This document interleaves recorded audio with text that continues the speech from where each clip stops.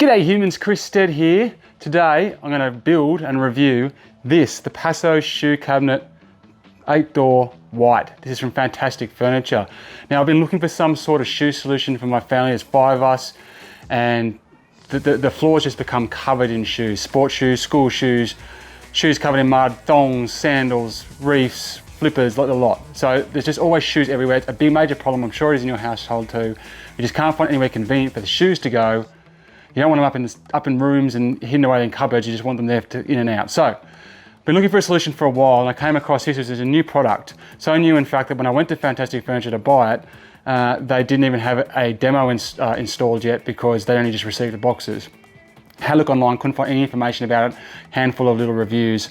So anyway, I'm going to do a video review of this. I'm going to assemble it, get back to you on how hard it is to assemble, because that's kind of seemed the consistent complaint among the 4 reviews or something that I could find prior to this.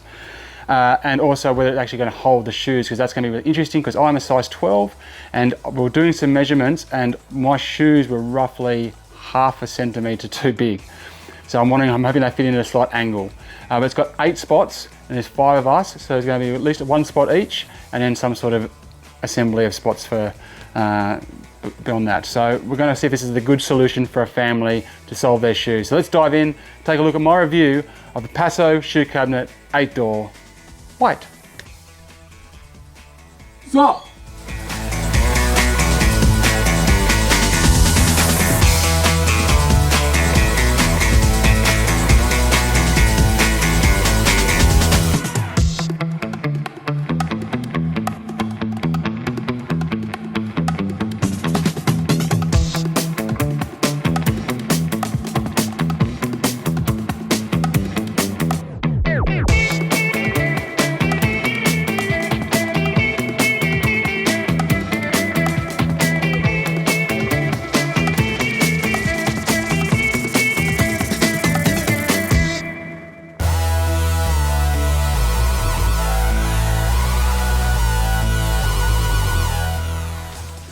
righto, so I'm installing this thing, and for the most part it's been pretty straightforward. There was a section, I'll show you where, here, where it says you need 2 people, and you do need 2 people. There's probably ways you could do it other than the way that they've got it set here. I just like laying it down flat, but basically all the weight of this shelf is on these tiny little screws here, so someone has to hold this while you put this in place, these in place, and get that top on, so you've got a structure, at which point you don't necessarily need 2 people anymore. So that's definitely something you've got to think about. Now, the problem here is this bit here has to be one of the fiddliest things I've ever had to try and do with one of these DIY shelf building kits. It's an absolute, it's a mother frigger. Okay, so I've done 3 now, as you can see, and I'll take you through what you have to try and do. So basically, hopefully this is all coming through. You got this screw here, this little screw hole. That's where you're going to screw in these shelves, right? So you got that one there and that one there, and there's nothing to support the shelf while you're trying to screw it off. Then you got these are the bumpers, right? So this is where it's going to bump into. It's going to stop it from opening all the way up. Okay, which you can see there. Now the wheel mechanism, which is around here, requires you to get this thing and this thing on either side, if you can see in there hopefully, of this wheel. So it's in like that, right?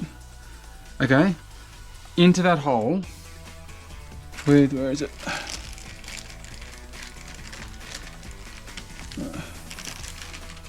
With this screw, while these are on the other side of that. And it's really challenging, just because you've got to basically pat your stomach, well, rub your head, pat your stomach, rub your head, and somehow get 2 other hands involved somewhere as well. So I'll show you. I've worked out the way that I've been able to do it so far is basically to get a piece of leftover cardboard from the packaging, like so. Get that in there so you've got something to kind of like, it doesn't get it to height, this one doesn't, like, the shelf below is going to instantly try and open. That's another balancing act issue you're gonna face. So yes, you could probably do a jig. Yes, you could probably go second person, but you know, it's like if your house is like my house, and basically I'm stuck in the garage trying to do this stuff while my wife's stuck inside dealing with the kids, and we've both got our hands full, and it just doesn't get built. Right, so basically what you got to try and do, I see, hopefully that's definitely getting footage, is you got to try and get this kind of in there. Now you can't just put it in beforehand because the screw's too long and it doesn't go into the gap. So you got to get this kind of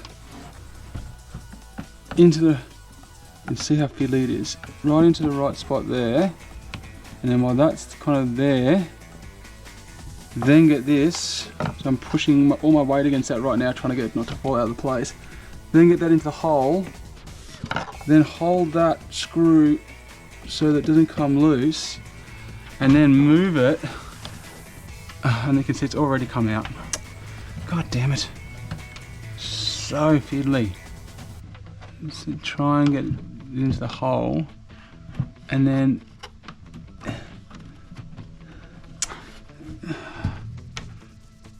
right,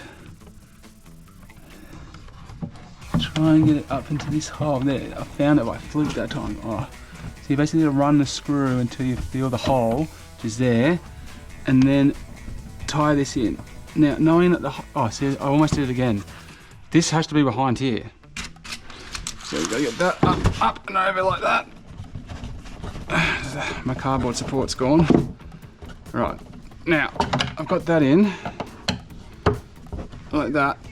Now at this point, you can't let your weight drop, because otherwise the whole thing is going to rip out. So you got to get your other piece, which is here. Do the same again, but this time you already got one side in, so you can't move it out. So you kind of need to wedge it, and it would be a lot easier as the second person, there's no doubt, but only marginally. So you kind of got to prep this. See how it's doing this now on this side. So if you don't watch yourself, I just did this with this jaw here. I screwed it all off and got it into place, and then looked up and it was on the wrong side of the bloody bumpers. So you got to get this. You got to try and get your fingers. And of course, I've got the world's biggest, freaking, fattest, most unco fingers, and get it into that. Oh, and then that happens so many times. It is just such a dumb design, and I'll explain to you why it's dumb. Because you should be able to just attach the, and maybe if I had super glue, I would do this. Where is it? Come on, you bastard. Oh, where's it gone? Got it. Right. This thing, you should attach that there before you even put this bloody shelf in. It should be glued or attached somehow prior to having to do this shit.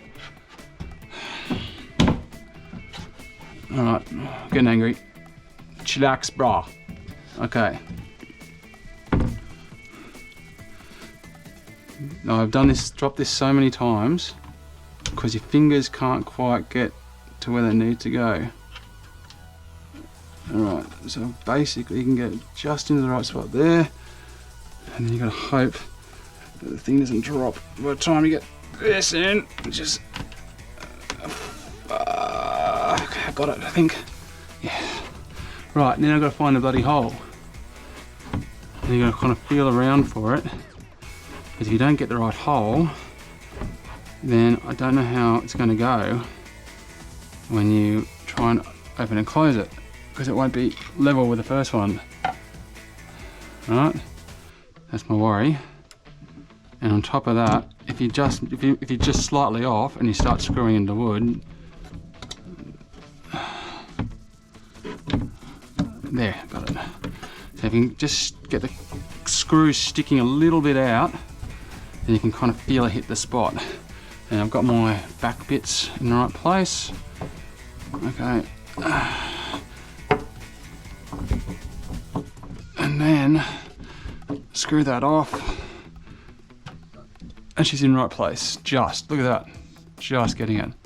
All right, and then, you know, like, I mean, the gaps aren't perfect. You could probably fiddle with it and get it more beautiful if you wanted to, but, so that's kind of the process. And I'm gonna tell you, this one took me about half an hour to work out.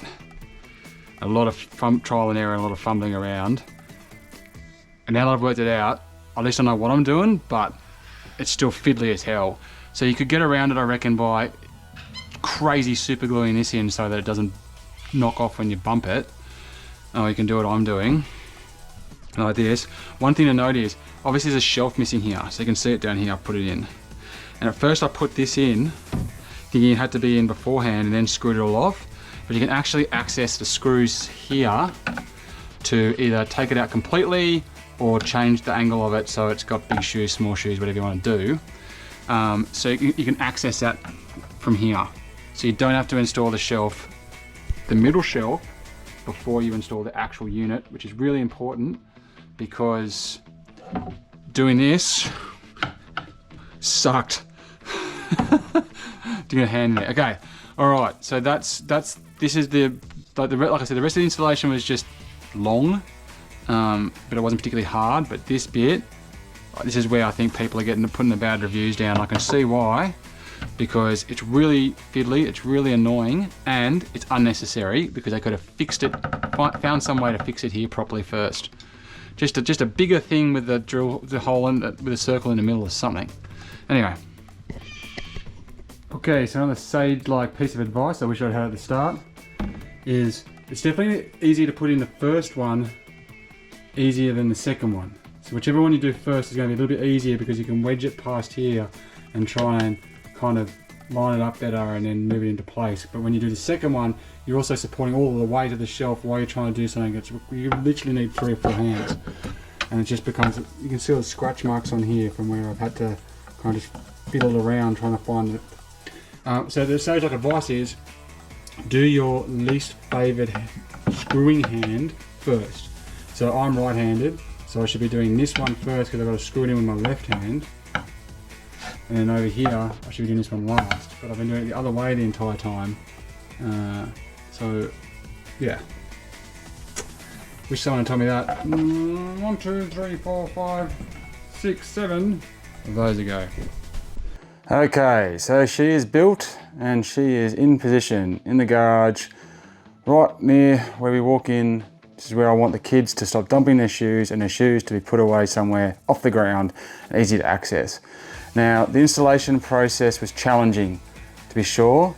It was actually pretty straightforward, although it did require 2 people to kind of get the whole thing built without the shelves in it.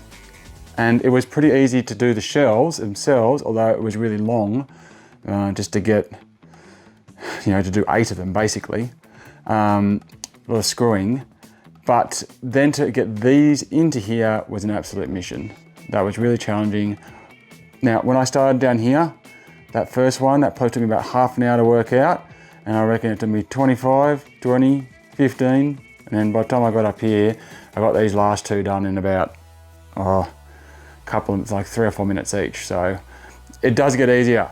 Now, in terms of the space, I'm pretty happy with it. Like it's a big piece of furniture, so you're gonna need some space for it. You can get just a single, but there's 5 of us in our family, so I wanted at least 5 and some overflow. And the overflow is necessary, and I'll show you why. So here are my section of my shoes. Now these are just my thongs, some studs, and probably my biggest normal shoes, which are kind of my hiking boots. I do have steel caps somewhere, but I couldn't find them, but they're not going to fit anyway. This is the point I'm going to make. Now these are size 12s, so they're pretty big. And at first I was like, are they even going to fit at all? Now, with the shelf in, so with this in, so this is easily you can just unscrew this here and slot it out easily, or even change it so it's slightly different. So depending on, for the kids' shoes, I can probably move it down and fit full size in both. For my shoes, I've moved it up slightly so that I can get the studs in here, like so, and then I can still fit my thongs in here. And that's closing with a lot of space. So that'll give you an idea. So I reckon I'm size 12. I reckon it could actually probably hold 13s or 14s even without too many problems. And the thongs can fit on the top, and my shoes can fit here. Now with the kids, they'll be able to fit their shoes both because they're just not as big as mine, right? However, my boots, they're no chance because they can't get down deep enough. See, they've got another inch or two at the end there, and they can't get in because they're just too high here. So this is where I'm going to basically take the shelf out on one of these for the bigger boots. At that point, it's going to fit probably my steel caps, I reckon, as well. So it'll reduce one shelf to basically just taking, 4 shoes as opposed to taking anywhere up to, oh geez, probably 12 if you had little kids' shoes. The other thing would be high heels, but realistically, this is to go somewhere in your house where you're basically going to have, these are the shoes you use day to day, not the shoes that you use once in a blue moon, because that's what the excess is for. So, nice finish, nice look, pretty solid once it's all built together, I gotta say. No rattling or anything. I'm pretty happy with it. It's not about to fall over too. You can secure it to the wall, but I don't know how you'd pull that over. So there you go, guys. That's my thoughts on the Passo 8-door shoe cabinet, which I got from Fantastic Furniture. It cost, I feel like I paid about 350 bucks for it. Sorry, I'll double check that and I'll put it in the description below. But yeah, really happy with it, and I think it's going to do a job for us. So if you're thinking about something like this, you've seen how the installation process goes. You can see what's required. You can see whether you're up for it or not. It does take a bit of patience. One of the trickier things I've had to build from a DIY perspective, just in terms of just fiddly. But it's working, and it's holding big shoes. It's holding big dude shoes. It's holding a lot of shoes, and that's all I wanted to do. So yay! All right, thank you very much for watching. I'm Chris Stead. Make sure to check out my other videos. Until next time, check you later.